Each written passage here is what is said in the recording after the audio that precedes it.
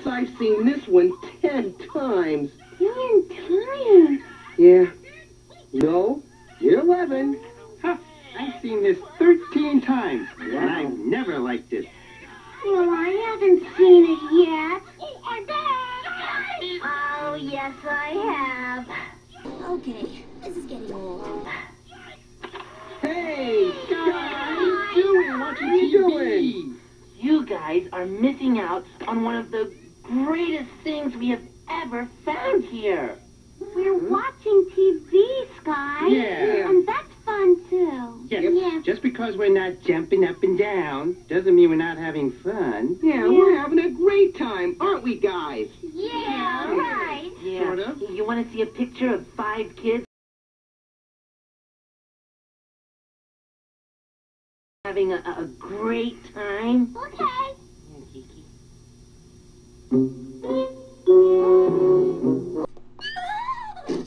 Who are these people? It cannot be us. Wait a minute, Kiki, wait a minute. I think it is us. But we look... Strange. You look weird.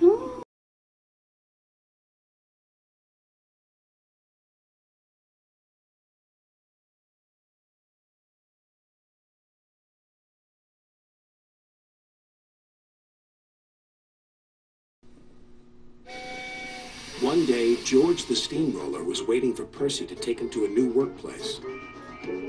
George was being rude to Rheneas and Skarloey. "You're just worn-out wheels on worn-out rails." "You need rocks for your roads," replied Skarloey, "and we're helping you."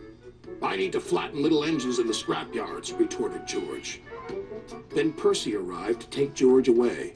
He was still rebelling. "Railways are no good. Turn them into roads." The little engines were pleased to see him go. George grumbled all the way to the old branch line. He was going to turn it into a road. When they arrived, George was rude again. "Bumpy ride on rotten rails. I'm glad it's over." "So am I," said Percy. "Ha!" huffed George. Percy was still fuming when he met Thomas. "What's up, Percy?" "It's George. He makes me feel down. Just ignore him," puffed Thomas. George was now enjoying himself. "Ripping up rails," he chortled. "What a life!" "What do you think of this, Thomas?" Thomas took no notice. George felt insulted. "You're a useless blue puffball." But Thomas didn't hear. "I'll show him who's boss." At last, the workmen reached the level crossing. "What shall we do here?" "Tear it up, tarmac it," said George. So they did, but not properly, and George knew it. Later, Thomas was traveling home on the same line. He was pulling freight cars filled with vegetables. The signalman had forgotten to warn his driver about the crossing. "That's nice. We don't need to stop," said Thomas happily. "Yes, we do," called his driver. But it was too late.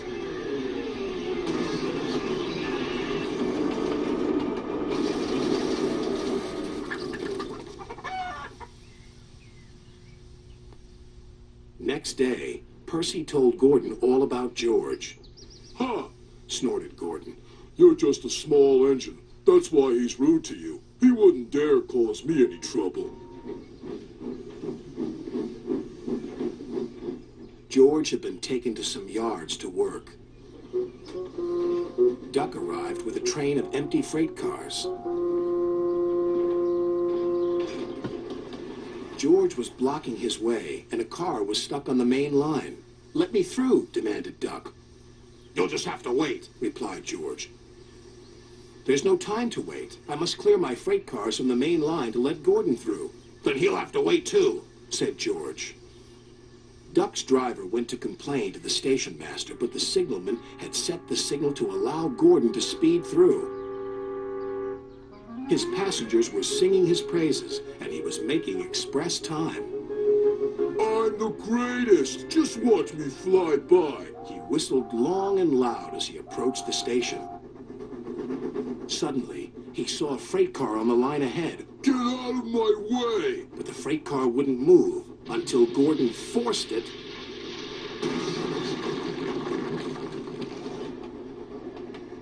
by accident. Gordon was worried that Sir Topham Hatt would be cross. He was, but not with Gordon. Whoever caused this disturbance will have me to answer to. And he did, a few days later. Look who's here, said Thomas. George had been found out by Sir Topham Hatt and punished.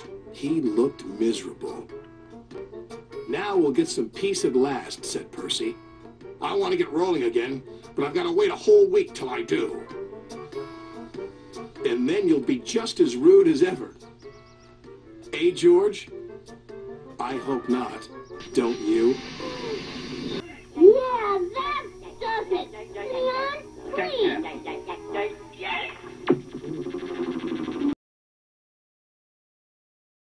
Listen. What's that sound? Ooh. It's quiet. Ooh. Yeah. But, now what do we do? Oh, come on, Ben. There's a million other things to do. Ask anybody. You could do an outside activity, or you could do gardening. You can meet new friends. Play tag or hide go seek. Read books. I help my dad fix his car. You could go outside and play baseball. I would go swimming.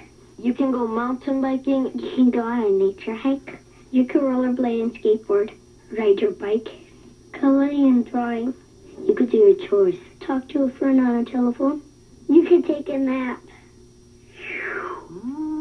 See, Ben? So, Sky, is this your new look? It's so upbeat. Yeah. Hey, where'd you get those streamers? From the boxes. Boxes? Wait a minute, excuse me. What boxes? The magical, fantastical boxes in the kitchen.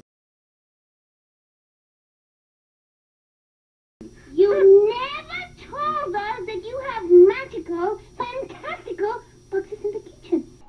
Huh? What? How could you? Yeah. Yes, I did. I told you guys. Yeah. Thanks a lot, Sky. Come on, you guys. Yeah, let's check this out, guys. Jody, sounds like fun. Gee, I told you at least. Try to keep it to yourself, eh? Well, thanks. Leon, you guys. Oh, man, I am pooped. Oh, you're pooped. I'm the one who was chasing you around all day, Sizzle. I'm the one who should be saying, man, I'm pooped. Excuse me while I collapse. Be my guest, Sizz. Pull over, will you?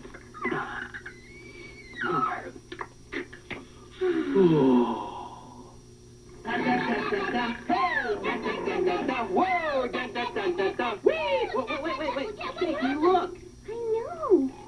Hey, you lazy bones. Yeah, don't just sit around all day. Get up and do something. Boogie! Dun dun dun dun dun. Hey! Dun dun dun dun dun. Ho!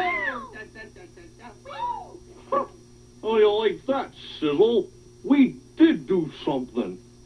We ran our tails off. Yeah, some of us. Whoa. Sizzle! Aw, sweet dreams, Sizzle.